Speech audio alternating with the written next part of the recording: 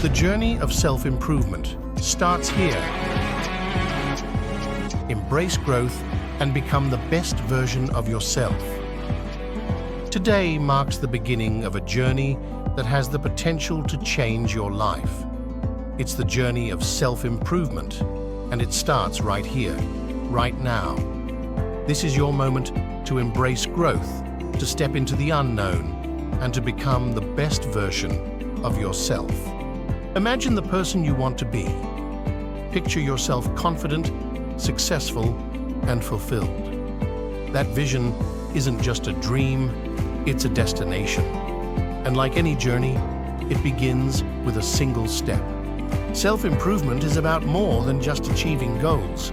It's about becoming a better you in every aspect of your life. It's about recognizing your potential and daring to reach for it.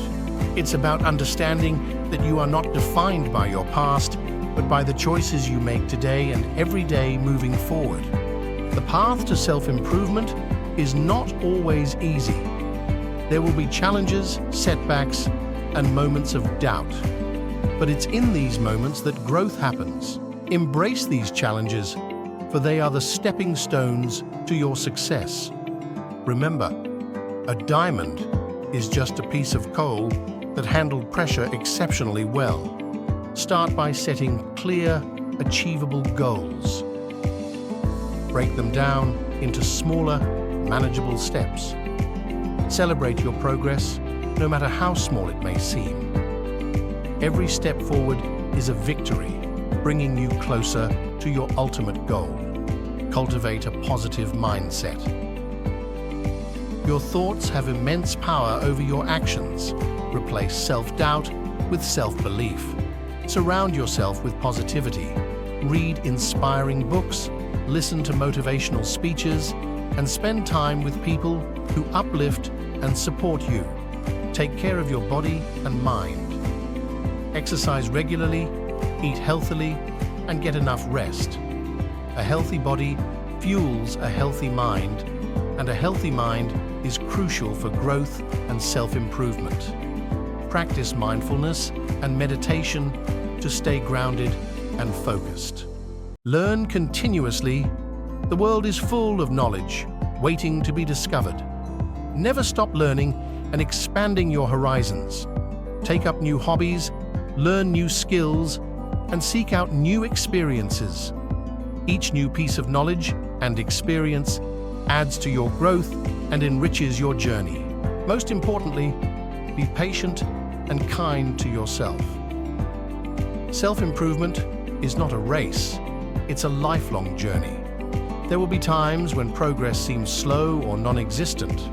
In these moments, remember that growth is often invisible and happens beneath the surface. Trust the process, stay committed, and keep moving forward. Today, you have the power to take control of your life. You have the power to change, to grow, and to become the best version of yourself. The journey of self-improvement starts here with you. Embrace it with open arms and an open heart. Believe in yourself, stay focused, and keep pushing forward. Your best self is waiting. The journey starts now. One of the best feelings in the entire world is the feeling of getting better at the things you're passionate about. You know, if you're starting to get into the gym, it feels really good to actually see yourself getting stronger. Whether that's visually or the fact that you can bench more pounds, hitting new records is at least half the fun, if not all the fun, of going to the gym. If you're a piano player and you've been practicing your improvisational skills, it feels amazing to be able to create a fantastic melody in just 5 minutes. It feels good to walk around life with a certain level of competence. You've put in the work. You're better at certain things than most people. Competence makes you more useful to yourself, your family, and your community, and it kind of makes the world a better place if you think about it. But if you've spent any time on the internet, you've probably noticed a culture on Reddit, YouTube, and bodybuilding forums that sees self-improvement as its own standalone hobby. Detached from any particular interest or goal, it's used almost like a widely prescribed antidote for a crappy life. Feeling down in the dumps? Try self-improvement. Oh damn, your dog died? There's this self-improvement book that I heard is really good. You should pick it up and read it. Your wife left you? There's this bald self-improvement YouTuber who gives great advice. You should give them a try. Now, improving yourself is obviously a noble and worthwhile aim, but one thing that I think is destructive is that these internet self-improvement communities seem to sell the idea of self-improvement being the answer to everything. They sell the idea that you can improve yourself to a point where you don't have to deal with life's struggles anymore. They imply that you can become so charismatic, so fit, and so wealthy that life becomes perfect. All this sounds great, but it comes from a place of insecurity, of conditional happiness. It comes from a dissatisfaction with where you are now. Self-improvement becomes a vehicle to this fantasy life you've always dreamed of. If you look at some of the most successful people on Earth, they didn't get to where they are by being obsessed with self-improvement. They got there by being really freaking good at something. Bill Gates was obsessed with coding. Elon Musk, well, what's he not into?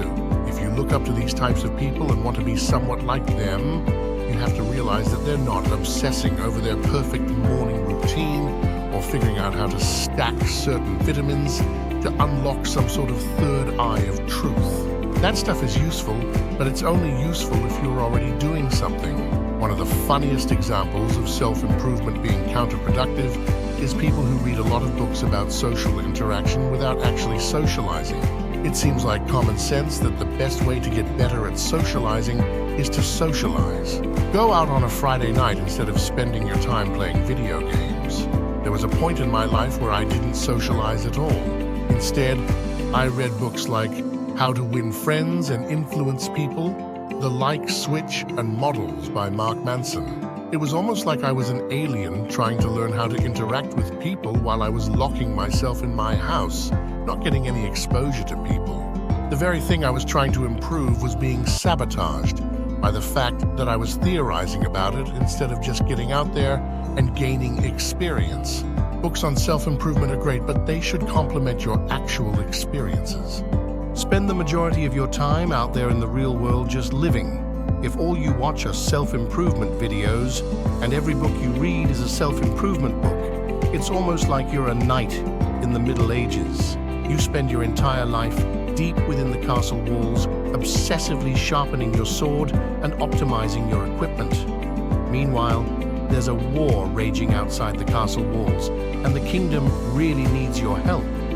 Maybe the princess got captured by a dragon or something, but you're just sitting there, making sure you have the perfect equipment and doing tons of push-ups, but you have no clue how to fight any of the monsters out there. You've never been on an adventure before.